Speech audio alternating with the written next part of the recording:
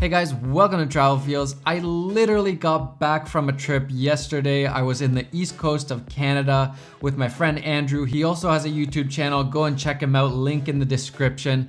And we just had a really good time. I hadn't traveled for about a month, so it was really good to get out and travel a little bit. And I highly recommend checking out the east coast of Canada if you want just a really nice, relaxing vacation, slow paced. It's a really cool place. So I haven't even unpacked my bags yet, and I wanted to show you guys what kind of gear I'm taking along on my travels when I'm filming my Travel Feels films. So here it is, my big bag, smaller bag for the drone, glide cam, and a gorilla pod.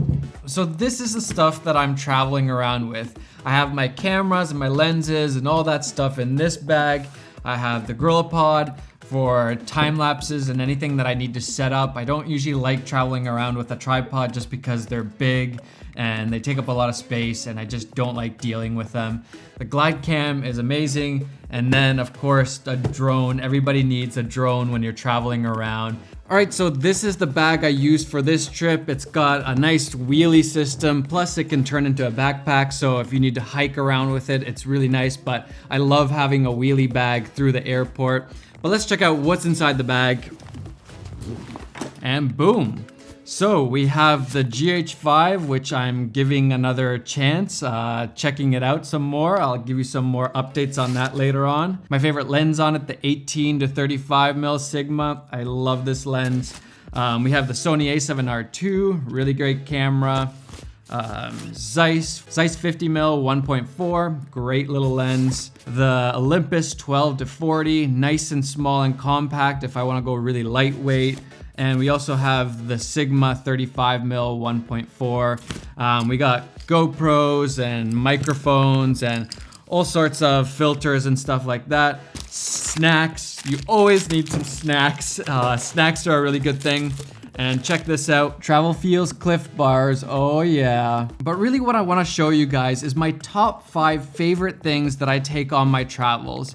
And a lot of them have to do with saving space. When you're traveling, you wanna stay light and just have a small package. Because if you're, let's say, hiking around or even just traveling around, it takes a lot of effort carrying around a really heavy bag or 2 bags if you can't fit it all into one. So you really need to stay light. And the things that I choose to travel with really help to do that. So first off, let's talk stabilizers. I love taking on my travels the Glide Cam 2000. It's a really good stabilizer. It's really small and compact. And there's a lot of things that I prefer about this over something like a gimbal. One of the big things is that it's reliable. It's always gonna work. No matter what happens, there's no electronics in it, so it's never gonna break. It's just really solid and reliable, and it's gonna work every single time. There's not gonna be any malfunctioning. You're not gonna run out of batteries. It just works. It's also super easy to use. It takes a little bit of getting used to, but once you learn it, really easy to use. I would say a glide cam is way easier to balance than something like a gimbal, which saves you a lot of time when you're traveling around. It's super quick to set up. Usually I have it kind of already balanced, so all I need to do is stick on my camera and start filming. Maybe tweak it a little bit, but it's pretty much ready to go right away. And what I do is use a quick release base plate so I can get it off and on really quickly. It's just really fast to use. It's also a lot cheaper than a gimbal. These things, you can get them used for probably around $200, which is a lot cheaper than any gimbal on the market right now. And the nice thing is that if somehow it breaks, it's not that big of a deal, or if you lose it or something happens, it's only a couple $100s, whereas a gimbal, it's a lot more of an investment, and if something happens to it, it really sucks. It's also really easy to pack. It doesn't take up too much space. You can just quickly take off the top and bottom, and usually what I do is just put it in some bubble wrap and put it into my checked luggage while I'm traveling. So you can just take off the top and bottom. So it's just 3 pieces, and what I do is just connect the bottom and top, and you have this nice little package here. Wrap the bubble wrap around there, and then just stick these 2 in my checked luggage. So for most travel projects, I prefer taking a glide cam just because it's so much easier. The next thing that I bring on every trip is this lens. This is my favorite lens, and I use this lens more than any other lens. It's the Sigma 18 to 35 mil 1.8. So it's literally the fastest zoom lens there is, a 1.8 zoom lens. It's just a really nice range, really versatile. I like shooting wide. It's even got some damage on it. It's perfect for cameras like the GH5 or my C300 Mark II. But the downside is that it doesn't fit on full frame cameras. So you do need a crop sensor camera to use this lens.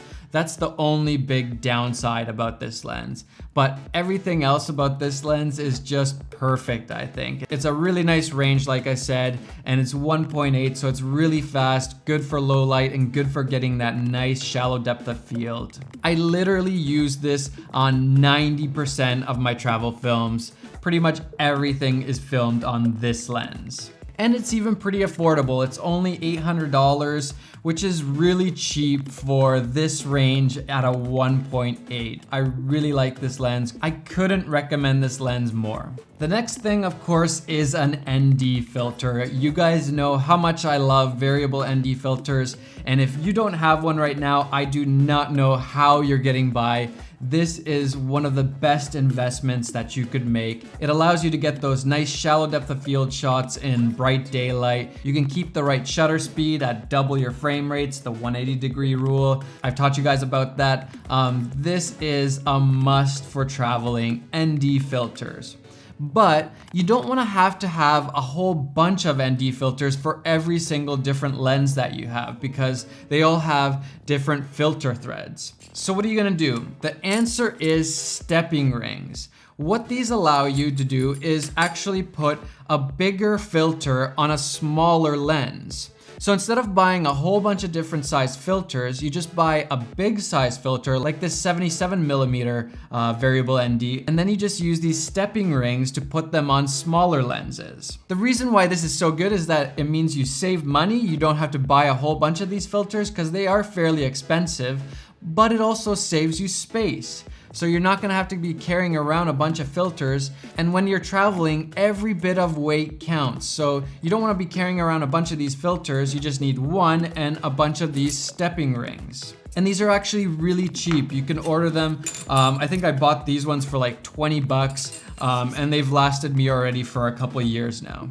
So for example, the Sigma 18 to 35 mil, the thread here on this lens is a 72mm, and this filter is a 77mm, so it doesn't fit normally.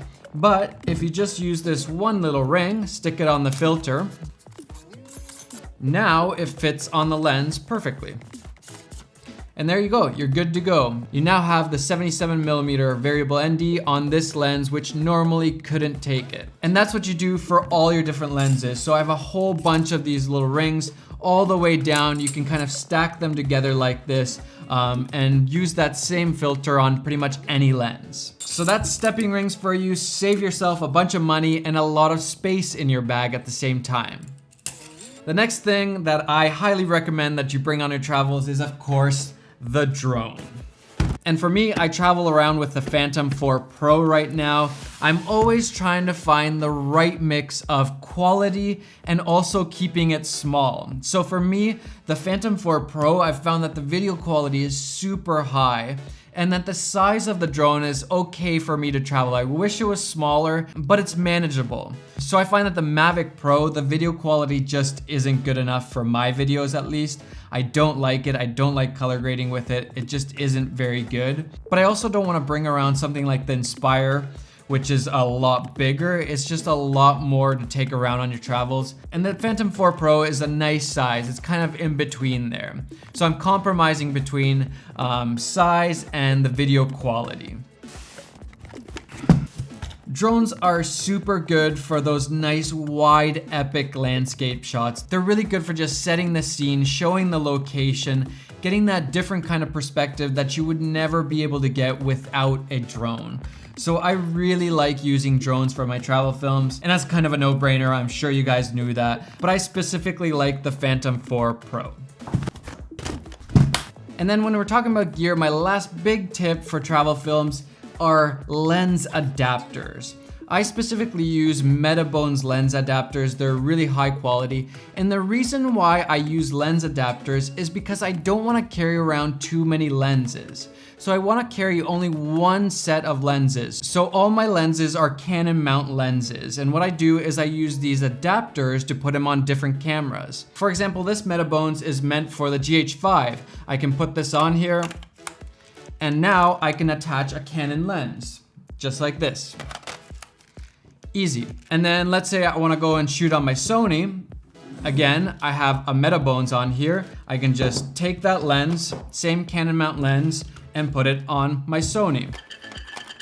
Just like that. So I can use the same lenses on both cameras. I don't have to take around lenses that only fit on the GH5 and then Sony lenses that only fit on the Sony. I can just take one set of lenses. They're all Canon mount, and I have a nice range of lenses. Otherwise, I'd have to be compromising and bringing only some lenses for the Sony and then some focal lengths for the GH5, which would be a really big pain for me. The reason why I use the Metabones speed boosters is they make your lenses actually faster and wider, so they actually make your lenses better. They are a bit costly, but I've just found them to be really useful and really handy and worth the price. And you're actually saving yourself a lot of money because you can just invest in one set of lenses. So I've invested in Canon lenses and use them on every camera using these adapters. And the big thing here is the saving space. Because you're using these lens adapters, you don't have to take as many lenses along with you. And lenses do take up a lot of space and they do weigh a lot. So this is a really big thing for travel films when you're trying to stay light, trying to keep that backpack smaller and lighter. These are one of my favorite things to use. So that's it, guys. Those are my top 5 favorite pieces of gear that I like to use on my travel films, and they all help you save space.